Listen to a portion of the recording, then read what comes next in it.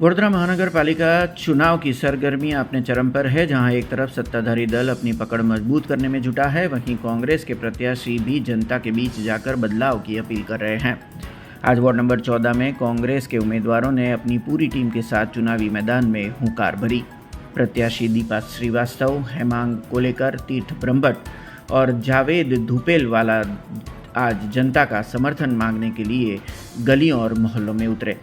कांग्रेस की इस टीम ने आज वार्ड नंबर 14 के वाड़ी खेड़कर फलिया इलाके में सघन जनसंपर्क किया। इन प्रत्याशियों ने घर घर जाकर लोगों से मुलाकात की और स्थानीय समस्याओं जैसे पानी, सड़क और ड्रेनेज के मुद्दों पर चर्चा की। प्रत्याशियों ने वाड़ी खेड़कर फलिया के रहवासियों को भरोसा दिलाया कि यदि वे जीत कर आते हैं तो वार्ड की मूलभूत सुविधाओं में आमूल सुधार करेंगे। अभियान के दौरान प्रत्याशी जावेद धुपेलवाला और तीर्थ ब्रह्मभट्ट युवाओं को जोड़ते नजर आए। वहीं दीपा श्रीवास्तव और हेमांग कोलेकर ने महिलाओं के बीच जाकर समस्याओं को सुना। जैसे जैसे मतदान की तारीख करीब आ रही है, वार्ड नंबर 14 का मुकाबला बेहद दिलचस्प होता जा रहा है। आ वाड़ी विस्तार है। वाड़ी विस्तार ए मारा घर पोतानुं आंगणुं छे। आ गणपति मंदिर आ बधा विस्तारो मारामां छे। बीजू के अमारा आ गढ़मां वॉर्ड नंबर 16 में हतो, 16 मांथी आ 14 में आव्यो छे। एटले आ बधा विस्तारोमां अमने लोकोने आम तो फरवानी जरूर ना होय, पण पब्लिकनो एक आशीर्वाद माटे अमे लोको एમને મળવા માટે નીકળ્યા। પણ એ લોકોનું બી કહેવાનું એવું છે કે તમને મળવાની જરૂર અહીંયા નથી, તમારે અહીંથી જંગી બહુમતીથી લીડથી 28 તારીખે પેનલ જીતશે। સૌપ્રથમ તો કહી દઉં, મારા પિતાશ્રી મધુ શ્રીવાસ્તવ છેલ્લા 35 વર્ષથી રાજકારણમાં છે અને લોકોની સેવામાં તત્પર રહ્યા છે। હું ચાહતી તો આવનારા વર્ષોમાં જ મેદાનમાં ઉતરી શકતી હતી, પણ કેમ હમણાં ખાસ કરીને વડોદરાની જનતા આ મનમાં ગુંથનનું સમાધાન લાવજો।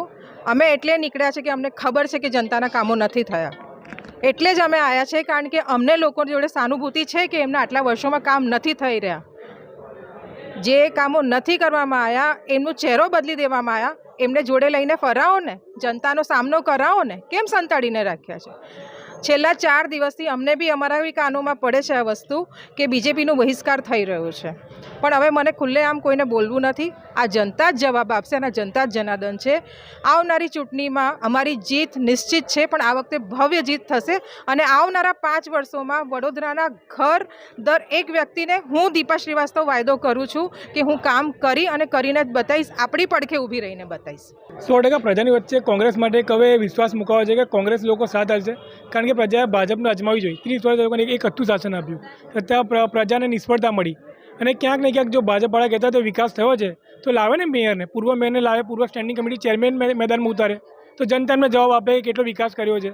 શું કામ એ લોકોને બંધ બહારને મૂકી દીધા?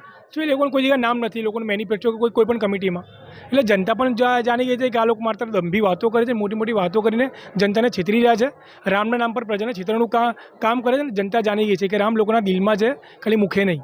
વિરોધ જનતા કરે સામાન્ય છે કે જનતા એમને મત આપેલા, જનતા એમ પર વિશ્વાસ મૂક્યો હતો કે આ વ્યક્તિ મારું કામ કરશે, પણ જનતાને નિષ્ફળતા મળી, કારણ કે જનતાને મોટા મોટા વાયદા કરેલો કર્યા કે અમે આ કરીશું, તે કરીશું, સંઘાઈ બનાવીશું, સ્માર્ટ સિટી બનાવીશું, પણ 2 ટાઈમ પીવાનું શુદ્ધ પાણી ના આપી શકે। એટલે જનતા 100% વિરોધ કરે। हमसे जुड़े रहने के लिए हमारे YouTube चैनल को सब्सक्राइब करें और नई वीडियो की नोटिफिकेशन के लिए बेल आइकॉन को दबाएं।